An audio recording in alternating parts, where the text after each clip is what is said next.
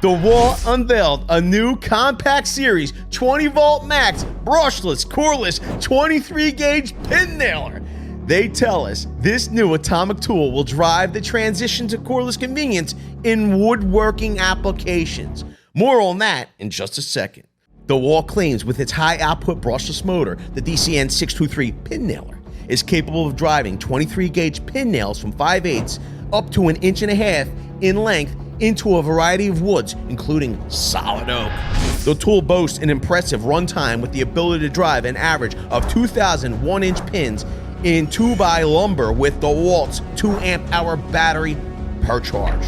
For job site efficiency, the low nail lockout system with LED indicator informs users when it's time to reload. In addition, this pin nailer features a tool-free jam release, which helps the user reduce downtime by quickly clearing jams, as well as a tool-free depth adjust for precise nail placement.